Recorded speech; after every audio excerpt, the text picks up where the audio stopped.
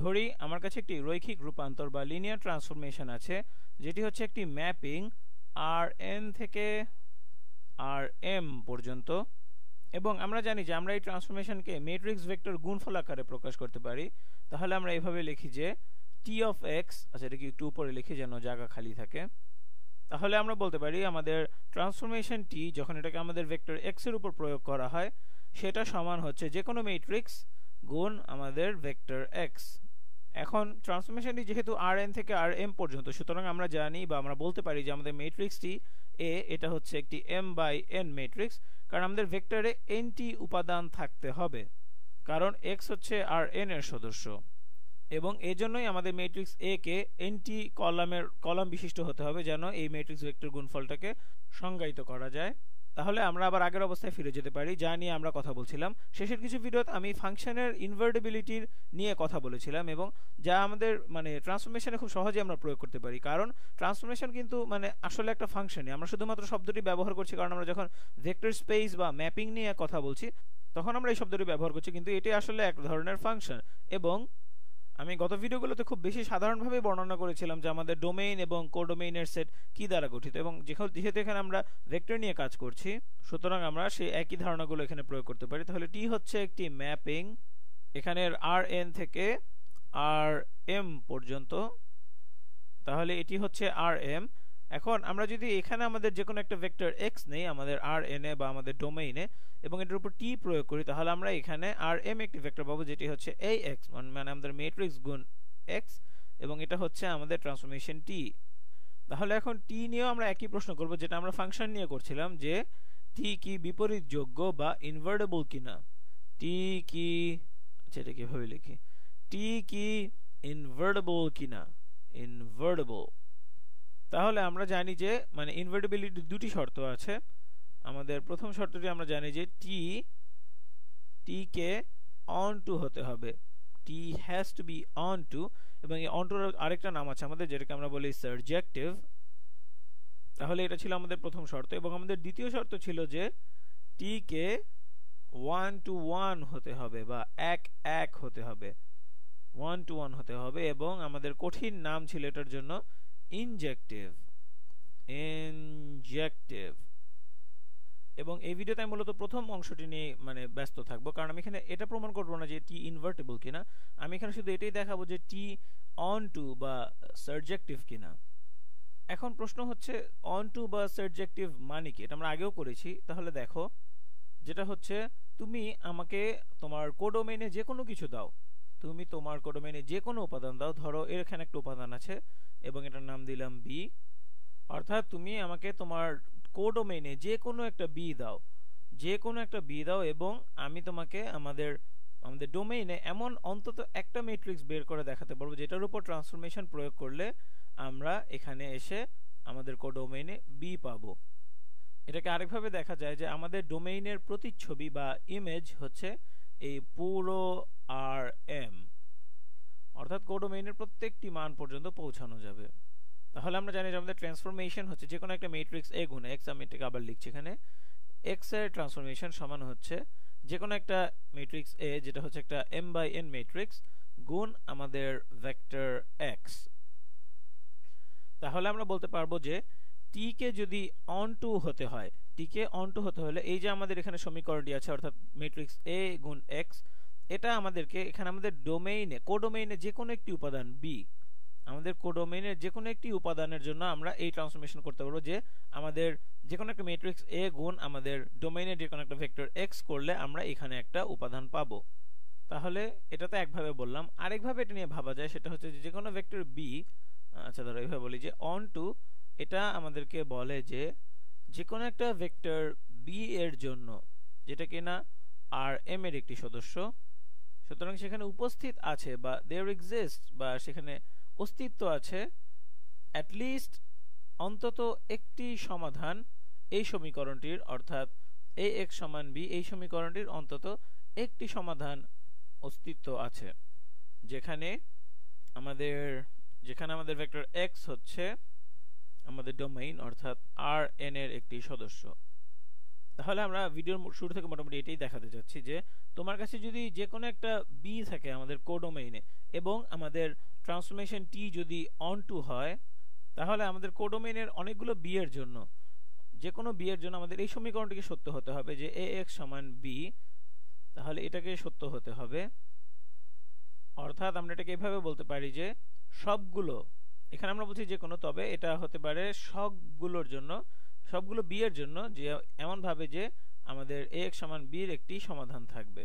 এবং এটার মানে কি দাঁড়াচ্ছে লক্ষ্য করো, আমরা যে গুণফলটি নিচ্ছি এই এক্স, এটা এখন লক্ষ্য করো এখানে আমাদের, এটা আমাদেরকে দিচ্ছে আর এম এর একটি সদস্য। এদের গুণফলের মাধ্যমে আমরা আর এম এর একটি সদস্য পাচ্ছি, যেখানে এক্স হচ্ছে আর এন এর একটি সদস্য। এদের গুণফল থেকে আমরা এক্স এর গুণফল থেকে আর এম এর একটি সদস্য পাচ্ছি, যেখানে এক্স হচ্ছে আর এন এর একটি সদস্য। এবং এই কথাটার মানে কি দাঁড়াচ্ছে, এক্স হচ্ছে আর এন এর যে কোনো একটি বিচ্ছিন্ন সদস্য, তাই না? আচ্ছা আমি এটাকে এইভাবে লিখি, দাঁড়াও। আমাদের ম্যাট্রিক্স এটা দেখতে কিরকম হবে, ম্যাট্রিক্স এ দেখতে এরকম হবে, মানে কতগুলো একগুচ্ছ কলাম ভেক্টর বলতে পারো তোমরা, a1 a2 এভাবে করে এই n পর্যন্ত, অর্থাৎ nটি কলাম। এটা হচ্ছে তাহলে আমাদের ম্যাট্রিক্স এ, এবং তুমি এদের গুণফল নেওয়ার মাধ্যমে তোমাকে আর n এর যে কোনো একটি সদস্যকে পেতে হবে।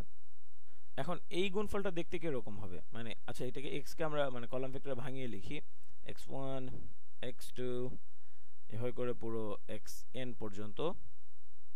এটা দেখতে এরকম হবে অনেকটা, x1 গুণ a1 অর্থাৎ এর প্রথম কলাম ভেক্টর যোগ, আচ্ছা দাঁড়াও, হ্যাঁ ঠিক আছে, হ্যাঁ x1 গুণ a1 যোগ x2 গুণ a2 অর্থাৎ এর দ্বিতীয় কলাম ভেক্টর যোগ এভাবে করে xn গুণ এর nতম কলাম ভেক্টর an। তাহলে এই গুণফলটি দেখতে অনেকটা এইরকম হবে, এবং t অন টু হওয়ার জন্য এদের এই জিনিসটা লিনিয়ার কম্বিনেশন আর m এর যে কোনো একটি সদস্য হতে হবে। এই জিনিসটা কি, এটা হচ্ছে এ এর বিভিন্ন কলামের লিনিয়ার কম্বিনেশন।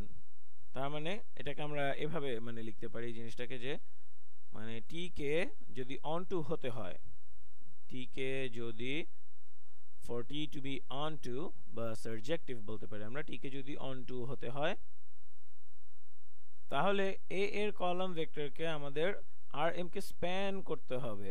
মানে আমরা তো এদের লিনিয়ার কম্বিনেশনের মাধ্যমে আর এম এর সদস্য চাচ্ছি, তাই না? তার মানে এ এর কলাম ভেক্টরকে এই আর এম কে স্প্যান করতে হবে। এবং এখানে লিনিয়ার কম্বিনেশনটাই মূল, কারণ এইখানে যে মানে ভারগুলো আছে, অর্থাৎ যে এক্স গুলো আছে, এগুলো হচ্ছে যে কোনো বিচ্ছিন্ন বাস্তব সংখ্যা, তাই না? তার মানে আমরা এটা মানে বলতে পারি এখানে এভাবে জিনিসটাকে, যে টি কে যদি অন টু হতে হয়, তাহলে এ এর কলাম ভেক্টরগুলোকে স্প্যান করতে হবে, বা এটাকে বলা যায় আমরা ব্যাপ্ত থাকতে হবে, a1 a2 এভাবে করে an পর্যন্ত, এদেরকে স্প্যান করতে হবে আর এম, যেটা হচ্ছে আমাদের কোডোমেইন। অর্থাৎ তুমি তোমার এই ম্যাট্রিক্সের কলাম ভেক্টর স্প্যান দ্বারা তোমার কোডোমেইনের সদস্য পেতে হবে। এখন এই ম্যাট্রিক্সটার কলাম ভেক্টর স্প্যান কি, সেটা হচ্ছে যে কোনো একটা ম্যাট্রিক্সের কলাম স্পেস, তাই না? এটা তো আমরা আগে করে এসেছি, যে কোনো ম্যাট্রিক্সের কলাম ভেক্টর স্প্যান হচ্ছে সেই ম্যাট্রিক্সটির কলাম স্পেস। তাহলে এটা সমান আমরা এভাবে লিখতে পারি, এ এর কলাম স্পেসকে, আমি এখানে হলুদ রং দিয়ে লিখছি, এ এর কলাম স্পেসকে অবশ্যই আর এম এর সমান হতে হবে। এখন একটা ম্যাট্রিক্সের কলাম স্পেস আর এম এর সমান কিনা এইটা আমরা কিভাবে বুঝবো? এবং আমার মনে হয় এই ক্ষেত্রে আমাদেরকে একটু ভিন্নভাবে চিন্তা করতে হবে, এবং আমাদেরকে মানে এই সমীকরণের সমাধান আমরা কখন পাবো না সেই জিনিসটা বের করতে হবে, অর্থাৎ এই এক্স সমান বি, এই সমীকরণের সমাধান আমরা কখন পাবো না সেটা বের করতে হবে। এখন তোমাকে যখন এই ধরনের একটা সমীকরণ দেওয়া হয়, তখন তুমি কি করো? তুমি মানে আমরা তো সাধারণত আমরা অগমেন্টেড বা বর্ধিত ম্যাট্রিক্স তৈরি করি, অর্থাৎ আমাদের এখানে এ কে রাখি এবং বাম পাশে বি কে রাখি, তারপর এর উপর বিভিন্ন ধরনের সারি কার্যবিধি প্রয়োগ করি, এবং এটা উভয় দিকেই প্রযোজ্য হয়, সব সারির উপরই প্রযোজ্য হয় সারি কার্যবিধিগুলো।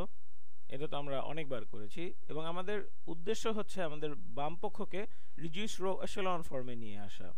তাহলে আমাদের উদ্দেশ্য হচ্ছে এভাবে আমরা এটাকে এখানে লিখে রিডিউস, আচ্ছা দাঁড়াও আমরা প্রথমে আর কে সংজ্ঞায়িত করি। আর হচ্ছে রিডিউস রো এশেলন ফর্ম অফ এ এর রিডিউস রো এশেলন ফর্ম হচ্ছে আর, এবং রিডিউস রো এশেলন ফর্ম কে এর উপর তো আমরা ইতিমধ্যে অনেকগুলো ভিডিও নিয়ে কাজ করেছি। এটা হচ্ছে এমন একটা ম্যাট্রিক্স যেখানে তোমার পিভট এন্ট্রি আছে, এবং পিভট কলাম, যেই কলামে পিভট এন্ট্রি আছে সেই কলামে সে একমাত্রই মানে অশূন্য উপাদান, এবং এমন হচ্ছে তোমার অনেকগুলো সবগুলো পিভট কলাম থাকতে হবে। যেমন এটা হচ্ছে একটা নন পিভট কলাম, এখানে একটা 2 আছে, এবং তারপর এখানে হয়তো আমাদের পরবর্তী পিভট কলামটা হতে পারে, বাকি সবগুলো শূন্য হবে। এখানে হয়তো তার পরবর্তী পিভট কলামটা হতে পারে, বাকি সবগুলো শূন্য হবে। যাই হোক, আমার মনে হয় তুমি মূল ধারণা পেয়ে গেছো যে এখানে মানে সবগুলো পিভট এন্ট্রি থাকতে হবে, পিভট কলাম থাকতে হবে এমন কথা নেই, কিন্তু যখন পিভট এন্ট্রি থাকবে সেই কলামে সেটি হতে হবে একমাত্র অশূন্য উপাদান, এবং এটাকেই আমরা বলবো রিডিউস রো এশেলন ফর্ম। যাই হোক, এখন আমরা যখন এই ম্যাট্রিক্সটা আমাদের কাছে থাকে, আমরা এর উপর বিভিন্ন ধরনের সারি কার্যবিধি প্রয়োগ করি এবং একে রিডিউস রো এশেলন ফর্মে নিয়ে যাই। এবং মানে যেটা ব্যাপার হচ্ছে, আমরা কিন্তু ডান পক্ষে এবং মানে সম্পূর্ণ সারির উপরই কিন্তু আমরা সারি কার্যবিধিগুলো প্রয়োগ করছি, তাই না? তাহলে কি মানে ব্যাপারটা কি এরকম দাঁড়াচ্ছে যে এখানে ধরো ভেক্টর বি ছিল, সেটা হয়তো বিভিন্ন সারি কার্যবিধির ফলে এখানে এসে সি হয়ে গেছে। মানে এখানে হয়তো বি ছিল তোমার 1 2 3, সারি কার্যবিধির পর এখানে হয়ে গেছে 3 2 1, মানে অনেকটা এরকম কিছু একটা আর কি। এখন প্রশ্ন হচ্ছে যে এই জিনিসটার কখন সমাধান থাকে না, এখানের এই জিনিসটার কখন সমাধান থাকে না, when does this not have a solution? এবং এটা নিয়ে আমরা ইতিমধ্যে ভিডিও করে ফেলেছি। মানে এখানে মোট 3টি পরিস্থিতি আছে, 3 ধরনের পরিস্থিতি হতে পারে এখানে, যেগুলো আমি লিখে দিচ্ছি। এগুলো প্রথম পরিস্থিতি হচ্ছে যে অনেকগুলো সমাধান থাকবে এবং এটা হচ্ছে গিয়ে মুক্ত চলক বা ফ্রি ভ্যারিয়েবলের উপর নির্ভর করে। দ্বিতীয় যে পরিস্থিতি সেটা হচ্ছে যে একটা সমাধান থাকবে এবং এটা হবে একটা অনন্য সমাধান, ওয়ান সলিউশন। এবং তৃতীয় এবং সর্বশেষ পরিস্থিতিটি হচ্ছে নো সলিউশন বা কোনো সমাধান নেই। এবং সেই পরিস্থিতিতে পৌঁছানোর জন্য তোমার মানে যে তোমার কোনো সমাধান নেই, এটা কখন হবে? তোমার ম্যাট্রিক্সটা যখন দেখতে এইরকম হবে তখন তোমার কাছে কোনো সমাধান থাকবে না।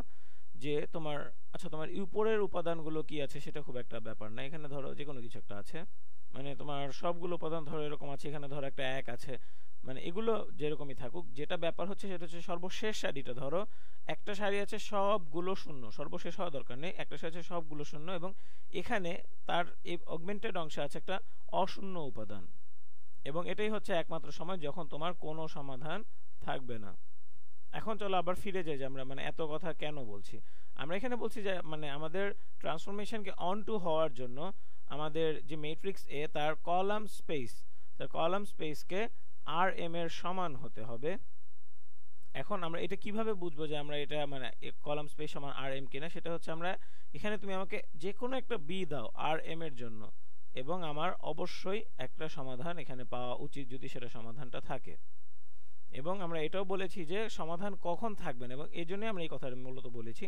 এবং আমরা বলেছি যে এর দুটো পরিস্থিতি আছে। একটা তো হলো এখানে যে একটা সারিতে সবগুলো শূন্য আছে এবং এখানে একটা অশূন্য উপাদান আছে, এটা একটা পরিস্থিতি যখন আমরা শূন্য পাবো না। এবং আমাদের আরেকটি পরিস্থিতি সেটা ঠিক এমন না যে আমাদের কোনো সমাধান নেই, তবে সেটা হচ্ছে একটু সীমিত ধরনের একটা পরিস্থিতি, যেখানে মানে আমাদের কিছু নির্দিষ্ট বি এর জন্য কিছু সমাধান আছে। তো আমি এটাকে একটু এঁকে দেখাই। এখানেই করি, ধরি আমাদের কাছে এরকম আছে যে ম্যাট্রিক্স এ, এবং এখানে আছে আমাদের বি1, এভাবে লিখি বি2, এভাবে করে বি এম পর্যন্ত। এবং মনে রাখো বি কিন্তু আর এম এর সদস্য, সুতরাং এমটি উপাদান থাকবে। তাহলে এর উপর আমরা আমাদের সারি কার্যবিধি প্রয়োগ করব এবং ধরি যেটা রিডিউস রো এশেলন ফর্মে চলে গেল। এটাকে সংখ্যায় লিখি। ধরি রিডিউস রো এশেলন ফর্মে একটি সারি আছে যেখানে সবগুলো শূন্য, বাকি জিনিসগুলো মানে স্বাভাবিক, মানে তোমার 1 আছে, কিছু শূন্য আছে, কিছু 1 আছে, মানে যেরকম থাকে। তবে একটি সারি আছে যেখানে সবগুলো হচ্ছে শূন্য, এবং সেটার অগমেন্টেড অংশে তোমার মানে ধরো বি এর যে কোনো একটা ফাংশন আছে, মানে এখানে ধরো 2b1 যোগ b2 বা 3b2, মানে এখানে আমি আসলে মানে মন গড়া ভাবে এটা বানাচ্ছি, এটা এমন হতে হবে এমন কোনো কথা নেই। 3b2 যোগ b3, মানে এটা মূলত আমি বলতে চাচ্ছি যে বি এর যে কোনো একটা ফাংশন এখানে আছে, এটা এমনই হবে এমন কোনো কথা নেই, যে কোনো রকম হতে পারে, যে কোনো একটা ফাংশন এখানে আছে। সুতরাং এটাকে যদি আমরা সাধারণ ক্ষেত্রে বলতে চাই তাহলে এভাবে বলতে হবে যে এটা হচ্ছে যে কোনো ফাংশন b1 b2 এভাবে করে bm পর্যন্ত, এদের যে কোনো একটি ফাংশন। এখন এদের লিনিয়ার কম্বিনেশনের মাধ্যমে তো আমরা একটা শূন্য উপাদানও পেতে পারি, সেটা হবে একটা পরিস্থিতি যখন আমাদের সমাধান থাকবে না। তবে সেরকম যদি কোনো সমাধান ছাড়া পরিস্থিতি আছে তখন আমরা বলবো যে এটা আর এম কে স্প্যান করে না। এটা লিখে দিই আমি এখানে। তাহলে আমাদের যদি সমাধান না থাকে, আমাদের যদি বি এর কিছু বিশেষ ক্ষেত্রে সমাধান না থাকে, এটাই লিখছি আমি এখানে, আমাদের যদি সমাধান না থাকে কিছু বিশেষ বি এর জন্য, তাহলে আমরা আর এম কে স্প্যান করি না। আমি জানি না যে আমি এমন কিছু বলছি কিনা যেটা তুমি খুব সহজে বুঝতে পারো, তারপরেও আমি চাচ্ছি যে তোমাকে মানে ব্যাপারটার সাথে পরিষ্কার রাখতে। আমরা যখনই এমন কোনো পরিস্থিতি বলি যে ax সমান হচ্ছে b, তখন আমরা কিন্তু এটা যে কোনো b এর জন্য যেন মানে প্রযোজ্য হয় সেভাবেই আমরা কিন্তু সেটাকে বলবো। আমরা এখানে রিডিউস রো এশেলন ফর্মে নিয়ে যাব এটাকে, মানে এভাবে অগমেন্টেড ম্যাট্রিক্স থেকে বিভিন্ন সারি অপারেশন প্রয়োগ করে a কে আমরা রিডিউস রো এশেলন ফর্মে নিয়ে যাব, এবং ডান পক্ষটি হবে b এর মানে যে কোনো ফাংশন, ধরো b1 যোগ b2 যোগ b4, এরকম যে কোনো একটা ফাংশন হতে পারে, এটা এখানে যে কোনো কিছু থাকতে পারে। এটা নিয়ে আমরা তো আগেও ভিডিও দেখেছি। এবং সারি কার্যবিধি প্রয়োগ করতে করতে তুমি যদি এমন কোনো পরিস্থিতিতে আসো যে তোমার একটা সারি সব শূন্য আছে, এবং সেই ক্ষেত্রে তোমার এই যে বি এর ফাংশনগুলি, এটাকে এই শর্তটা পূরণ করতে হবে যে এই ফাংশনগুলি সমান হতে হবে শূন্য, তাহলেই কেবল মানে আমরা বলতে পারবো যে এটা সংজ্ঞায়িত। এবং এটা কেবলমাত্র কিছু বিশেষ বি এর ক্ষেত্রে প্রযোজ্য হবে। এবং এটা যদি এরকম হয় যে কোনো বিশেষ বি এর জন্য মানে এই সমাধানটা আসছে, তাহলে কিন্তু আমরা অবশ্যই আর এম কে স্প্যান করছি না।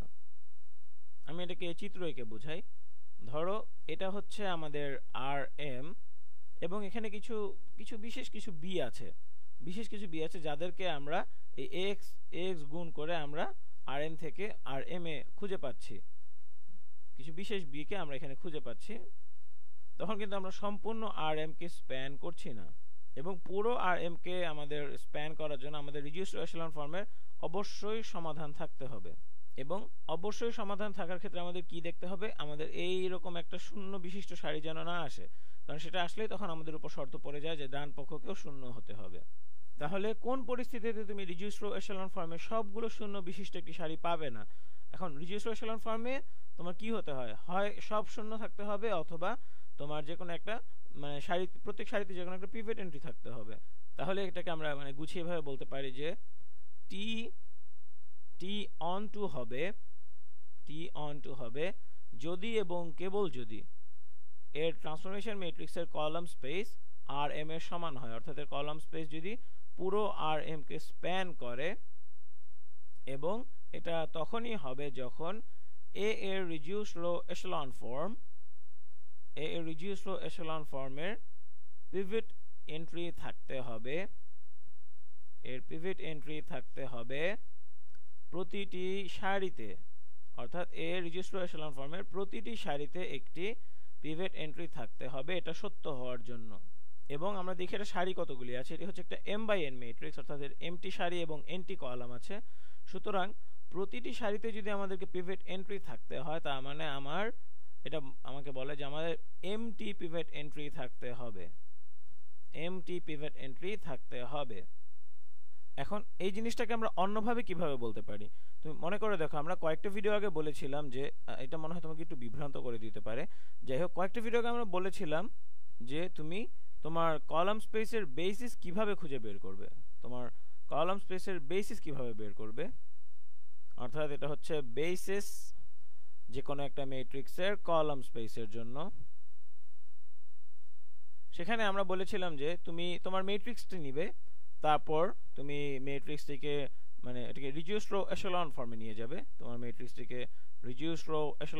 নিয়ে যাবে, এবং তারপরে তুমি যেটা করবে সেটা হচ্ছে এখানে, আচ্ছা ধর এটাকে একটু অন্যভাবে লিখি, তাহলে এটা হচ্ছে এ রিডিউসড রো এশেলন ফর্ম, এবং তুমি যেটা লক্ষ্য করবে সেটা হচ্ছে তোমার রিডিউসড রো এশেলন ফর্মে কয়টি বা কোন কোন কলামে পিভট এন্ট্রি আছে, এবং যেসব কলামে পিভট এন্ট্রি আছে সেসব সংশ্লিষ্ট কলামই হবে তোমার মূল ম্যাট্রিক্সের বেসিস। ধরো এটাকে একটু ভালো মতো বুঝিয়ে বলি তোমাকে। ধরো তোমার কাছে একটা ম্যাট্রিক্স আছে এভাবে A1 A2 এভাবে করে AN পর্যন্ত, এবং এটাকে রিডিউসড রো এশেলন ফর্মে নেওয়ার পরে ধরো আমরা এরকম পেলাম যে প্রথম কলামটায় একটা পিভট এন্ট্রি আছে এবং বাকিগুলো শূন্য, এবং দ্বিতীয় কলামে ধরলাম একটা 2 আছে এবং মানে পিভট এন্ট্রি নাই, মানে তারপরে আর ধরলাম যে আর কোনোটাতেই পিভট এন্ট্রি নেই, এবং একদম শেষ যে কলামটা সেটাতে একটা পিভট এন্ট্রি আছে, একদম বাকিগুলো তো শূন্য হচ্ছে। তো সুতরাং শেষ কলামে আছে একদম শেষ উপাদানটা হচ্ছে তাহলে একটা পিভট এন্ট্রি, বাকিগুলো হচ্ছে শূন্য। এই পরিস্থিতিতে তোমার কলাম স্পেসের বেসিস কিভাবে বের করবে? কলাম স্পেস তো হচ্ছে এই সব ভেক্টরের সম্পূর্ণ স্প্যান, তবে মানে ন্যূনতম কতগুলো ভেক্টর তোমার দরকার সেই পরিমাণ স্থান স্প্যান করার জন্য। সেক্ষেত্রে তুমি শুধু দেখবে রিডিউসড রো এশেলন ফর্মে কয়টি পিভট কলাম আছে। আমার এখানে একটা পিভট কলাম আছে এবং এখানে একটা পিভট কলাম আছে। সুতরাং আমার ম্যাট্রিক্সের বেসিস হবে এই কলামটি আমার আসল ম্যাট্রিক্সে এবং আমার আসল ম্যাট্রিক্সের এই কলামটি। এবং তারপর তুমি এই ম্যাট্রিক্সের কলাম স্পেসের ডিমেনশন বা মাত্রা কিভাবে নির্বাচন করবে, তুমি শুধু গুনবে যে এখানে কয়টি বেসিস ভেক্টর আছে, তারপরে আমরা যে সংখ্যাটি পাবো সেটাকে আমরা বলবো এ এর র্যাঙ্ক।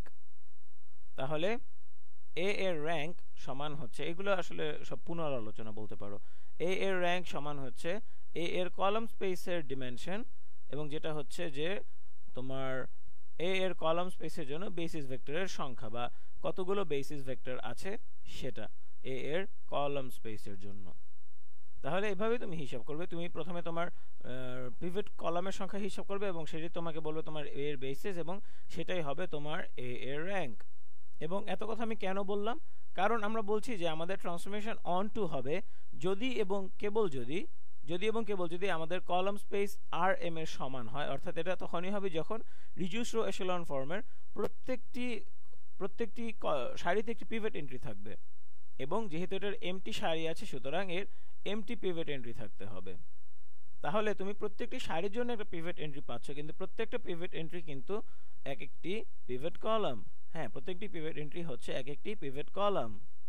তাহলে তোমার যদি এমটি পিভট এন্ট্রি থাকে তার মানে তোমার অবশ্যই এমটি পিভট কলাম আছে এবং রিডিউস রো এশেলন ফর্মে যদি এমটি পিভট কলাম থাকে তার মানে এমটি বেসিস ভেক্টর আছে। তার মানে আমরা বলতে পারি যে আমাদের ম্যাট্রিক্সের র্যাঙ্ক হবে এম। তাহলে এই পুরো ভিডিওটা মানে বেশ দীর্ঘভাবে মূলত এই জিনিসটাই বলছে যে টি অন টু হবে এবং এটাকে আমরা চিত্রের মাধ্যমে এভাবে দেখাতে পারি যে এটা যদি হয় তোমার ডোমেইন, এই জিনিসটা হচ্ছে তোমার ডোমেইন, এটা হচ্ছে আর এন এবং এখানে হচ্ছে তোমার কোডোমেইন যেটা হচ্ছে আর এম। এবং আমরা বলছি যে আমাদের আর এম এর প্রত্যেকটি উপাদানকে আর এন এর যে কোনো উপাদান দ্বারা অন্তত একটি উপাদান দ্বারা মানে ট্রান্সফর্মড হতে হবে। অর্থাৎ আমরা যখন আর এন এর যে কোনো উপাদানের উপর টি প্রয়োগ করবো আমরা আর এম এ পাবো এবং এটা একাধিকও থাকতে পারে, আমরা কিন্তু এখন 1 to 1 নিয়ে কথা বলছি না। তাহলে টি অন টু হবে যদি এবং কেবল যদি ইফ অ্যান্ড অনলি ইফ যদি এর ট্রান্সফরমেশন ম্যাট্রিক্স এ এর র্যাঙ্ক সমান হয় এম। এবং এটাই ছিল আমাদের এই পুরো ভিডিওর সবচেয়ে বড় প্রাপ্তি। তাহলে চলো মানে কিছু উদাহরণ করে দেখি, কারণ অনেক সময় যখন আমরা এরকম বিমূর্তভাবে জিনিসগুলো দেখি তখন সবকিছু পরিষ্কার হয় না। তাহলে মানে আমরা ধরি আমার কাছে যে কোনো একটা ট্রান্সফরমেশন এস আছে এবং এটি হচ্ছে একটি ম্যাপিং R2 থেকে R3 তে এবং ধরি যে এস কে যদি আমরা কোনো ভেক্টর x এর উপর প্রয়োগ করি সেটা হচ্ছে আমাদের ট্রান্সফরমেশন ম্যাট্রিক্স 1 2 3 4 5 6 গুণ ভেক্টর x। তাহলে এটা অবশ্যই একটা 3/2 ম্যাট্রিক্স। এখন তাহলে চলো আমরা দেখি এস অন টু কিনা। তাহলে মানে এতক্ষণ পর্যন্ত আমরা যা শিখলাম সেটা থেকে আমরা বলতে পারি আমাদের প্রথম যে কাজটি হবে সেটা হচ্ছে এই ম্যাট্রিক্সটাকে রিডিউসড রো এশেলন ফর্মে নিয়ে যাওয়া। তাহলে চলো প্রথমে সেটাকে রিডিউসড রো এশেলন ফর্মে নিয়ে যাই। তাহলে এটাকে লিখে ফেলি 1 2 3 4 5 6। তাহলে চলো আমরা প্রথম সারিটাকে অপরিবর্তিত রাখি অর্থাৎ 1 2। তাহলে চলো আমরা এখন দ্বিতীয় সারিকে প্রথম সারি 3 গুণ থেকে দ্বিতীয় সারি বিয়োগ করে সেটা দ্বারা প্রতিস্থাপন করি। তাহলে 3 গুণ 1 বিয়োগ 3 হচ্ছে 0, 3 গুণ 2 হচ্ছে 6 বিয়োগ 4, সুতরাং এটা হচ্ছে 2। এখন তৃতীয় সারিকে প্রথম সারির 5 গুণ থেকে বিয়োগ করে সেটা দ্বারা প্রতিস্থাপন করি। 5 গুণ 1 বিয়োগ 5 হচ্ছে 0, 5 গুণ 2 হচ্ছে 10 বিয়োগ 6 হচ্ছে 4। এরপর যেটা করতে পারি সেটা হচ্ছে দ্বিতীয় সারিকে অপরিবর্তিত রাখি এবং আচ্ছা না দাঁড়াও বরং আচ্ছা দ্বিতীয় সারিকে বরং 1 2 দ্বারা ভাগ করি।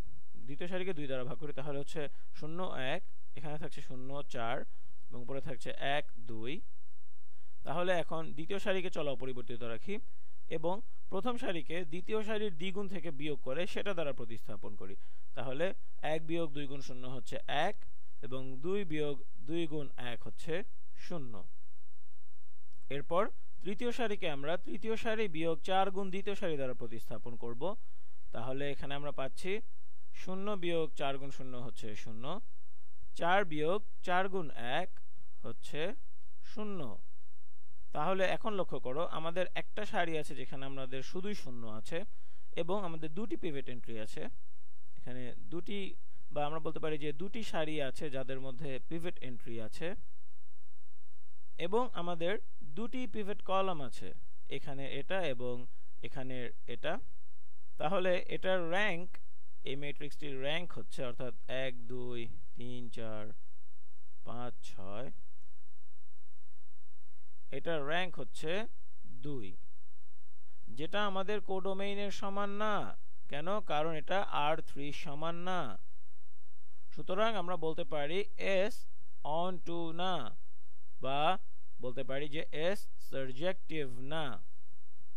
এবং এটা যেহেতু ইনভার্টিবিলিটির দুটির একটি শর্ত, সুতরাং আমরা এটাও বলতে পারি যে X ইনভার্টিবল না, X বিপরীতযোগ্য না।